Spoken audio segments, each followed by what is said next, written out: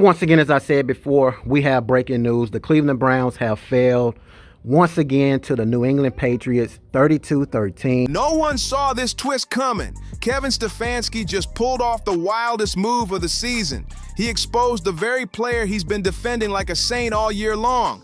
And no, he didn't do it by flat out saying how rough Gabriel's been playing. Oh no, he went one step further. He replaced him with Shedeur Sanders. You've got to wonder what was going through his head. It's like his brain was running a marathon of questionable decisions. But here's the kicker. Does this mean he's finally benching Gabriel for good and putting Shedeur in? Nope. Seems like he's still holding his cards close, waiting to make the next shocking move. Let's rewind for a second, back to where this whole mess started, the infamous October 26th game. The showdown between the New England Patriots and the Cleveland Browns had everyone glued to their screens. The tension was thick, the stakes high, and let's be honest, the Patriots were already favored to win, and yes, they did win. But the real story? The chaos that exploded because of one baffling coaching decision. This wasn't about rivalry, and it wasn't about the Patriots outplaying anyone.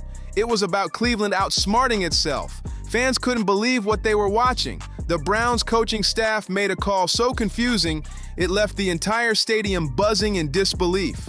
Instead of putting the ball in the hands of their powerhouse, Shadur Sanders, they sent Dillon Gabriel out there as quarterback, like a last-minute gamble that no one asked for. The result? The Patriots cruised to a 32-13 victory.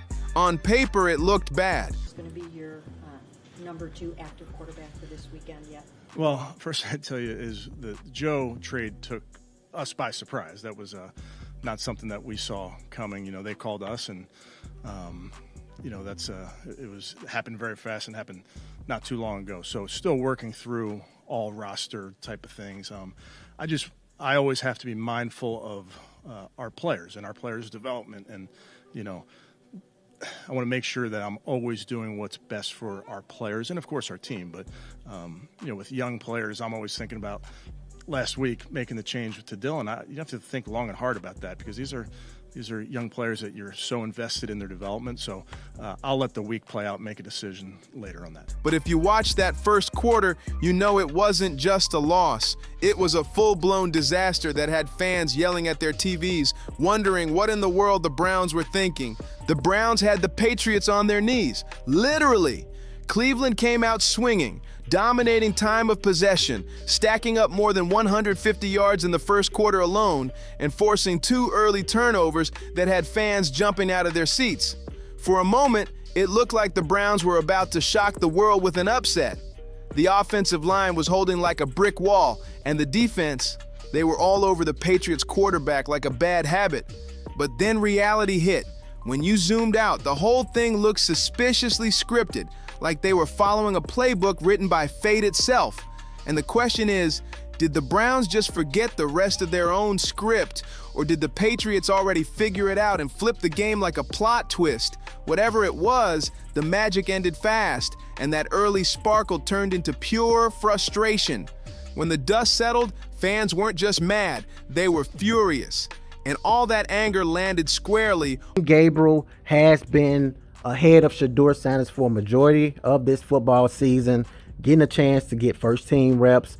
And Kevin Stefanski has definitely played his favoritism when it comes to the 2 quarterbacks. On Kevin Stefanski's shoulders, his decision to ride with Dillon Gabriel instead of Shadur Sanders blew up in his face. Let's break it down.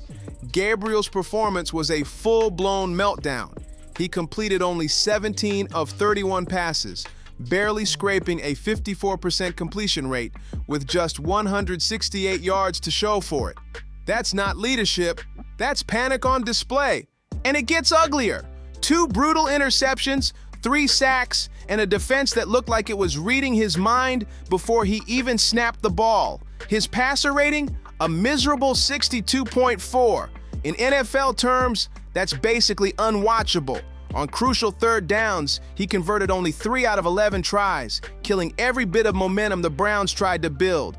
His deep throws were off. His pocket vision was cloudy. Gabriel shown us nothing once again in this football. And every missed opportunity felt like another dagger to Cleveland's chances.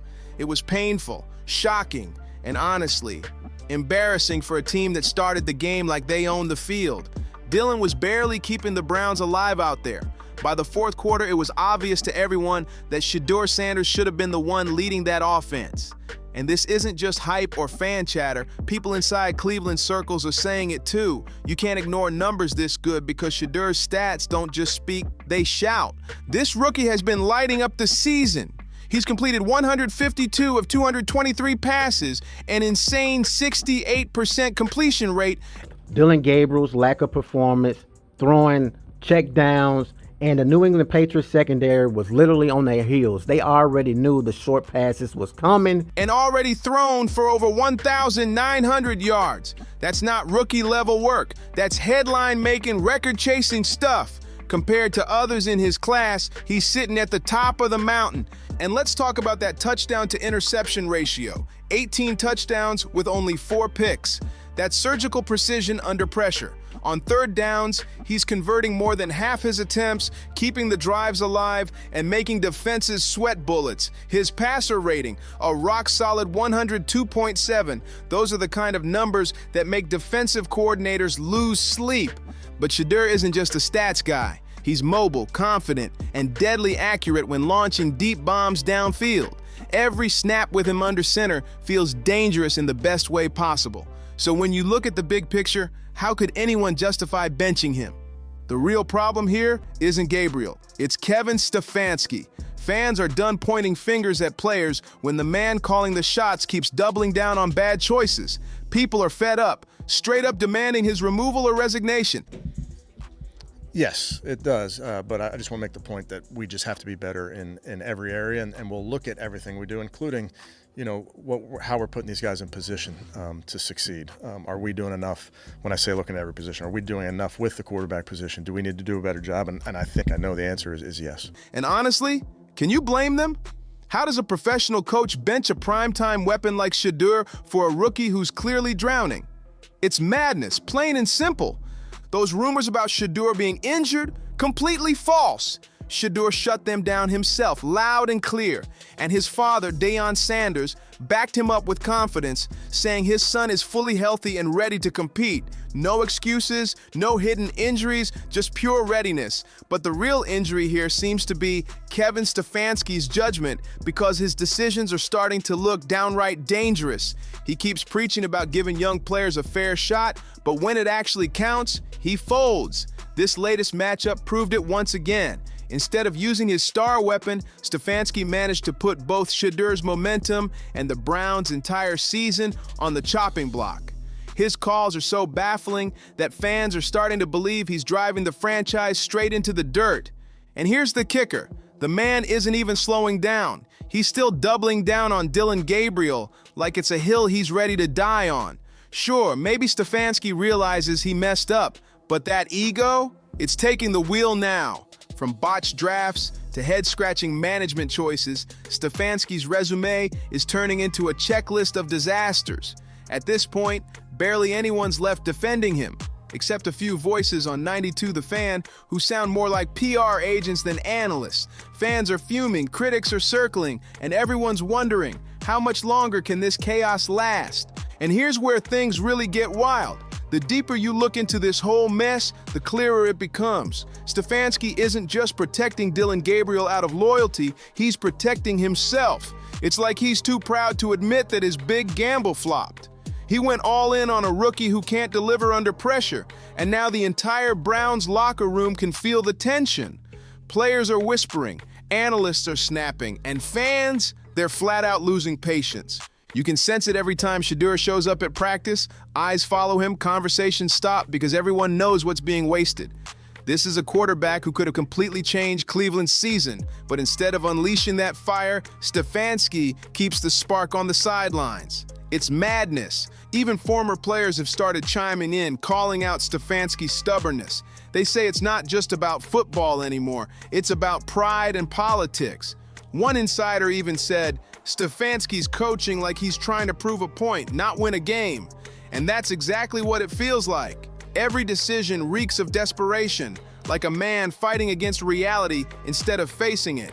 Meanwhile, the fans have turned up the heat on social media, demanding accountability. Hashtags calling for his resignation are trending, and every press conference he holds feels more like damage control than leadership. You can see it in his face. He knows he's running out of time, but that ego won't let him admit defeat. If Shadur Sanders gets another shot and performs like everyone knows he can, Stefanski's whole excuse collapses. That's why this situation is boiling over. It's not just about a bad game or one tough loss. It's about a coach caught between his pride and his job. And right now, both are slipping away fast. Something's got to give, and when it does, it's going to shake Cleveland to its core. The tension inside that locker room is reaching a breaking point. You can practically feel it in the air. Players walking on eggshells, side eyes being thrown during meetings, and quiet frustration building up behind those closed doors. The veterans are losing faith, the younger guys are confused, and Stefanski, he's pretending everything's fine while the ship's clearly sinking. Every interview he gives sounds more defensive than the last. He's dodging questions, downplaying mistakes, and acting like the whole world just doesn't understand the plan. But here's the truth, there is no plan. Just a cycle of excuses and recycled plays that everyone's already seen fail week after week. It's chaos disguised as strategy, and the fans aren't buying it anymore. They've been loyal through heartbreak after heartbreak, but this time it's different. This time they can see the problem clearly. It's not the players, it's the leadership. How long can a team survive when the locker room believes more in the benched quarterback than the coach himself? Even sports analysts who used to defend Stefanski have gone quiet, or worse, turned on him. They're calling this the slow implosion of Cleveland football. Some say he's lost control of the team, others say he's lost touch with reality altogether, and honestly, both might be true. Meanwhile, Shedeur Sanders is out there staying calm, focused, and unbothered, waiting for his moment. He knows the world's watching, and when that opportunity comes, he's going to make sure everyone remembers exactly who he is and why he should have been on that field from day one. It's a ticking time bomb in Cleveland right now. The tension between talent and ego has never been this loud, and everyone knows one thing. The next move Stefanski makes could either save his career or end it for good. He's too stuck on proving that his decision to back Gabriel was right, even when every stat, every fan, and every analyst says otherwise. Pride has taken the wheel, and it's driving the Browns straight into chaos. You can see it in every post-game interview. Stefanski's forcing a smile, throwing out polished lines, and pretending like the team's making progress. But deep down, everyone knows progress isn't happening. Patience is running out. And while Shedeur keeps showing class by staying quiet and putting in work, the fans are starting to lose their cool. Every week, the crowd gets louder with chants calling for change, signs demanding action, and social media blowing up with clips proving Shedeur's the real deal. The people have spoken. They want him on that field. Even insiders are whispering that the locker room split right down the middle.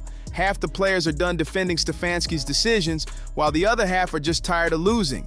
That's a dangerous mix, the kind that breaks teams from the inside out. And it's getting harder for anyone, front office or fan, to ignore what's happening right in front of their eyes. The Browns aren't just struggling, they're unraveling. Every wrong decision piles on top of the last, and the more Stefanski doubles down, the more isolated he becomes. It's like he's fighting ghosts. Ghosts of failed seasons, missed chances, and bad calls that keep haunting this franchise year after year. The question now isn't if something's going to break, it's when. Because this kind of tension can't last forever. The team will keep slipping, the frustration will boil over, and young players, especially Shedeur, will be stuck in the middle of it all. This cycle won't stop until someone up top finally grows the courage to make the tough call. What do you think? Is Stefanski's pride the real reason Cleveland's falling apart? Drop your thoughts below, hit that like button, share your take, and make sure you're subscribed so you don't miss what happens next, because this story is far from over. The storm brewing in Cleveland isn't slowing down, it's getting wilder by the day. Every headline, every talk show, every fan thread online is pointing to one thing. Stefanski's running out of allies. The media's turned on him, former players are calling him out, and insiders say even the locker room vibe feels colder than a January night at First Energy Stadium. It's no longer about loyalty or leadership, it's about survival. The front office can't hide behind press statements anymore, and the fans, they're demanding blood. Figuratively, of course, they want accountability, they want change, because when a team this stacked keeps losing like this, there's no one else left to blame. Stefanski's the captain of a ship that's drifting straight into disaster, and if someone doesn't grab the wheel soon, this franchise is going under, fast. Meanwhile, Shadur Sanders remains the silent storm, focused, composed, and just waiting for his moment to prove every critic wrong. The league can feel it coming, that electric shift that happens when the right player finally gets unleashed. Everyone knows that once Shedeur hits that field again, it's over for the doubters.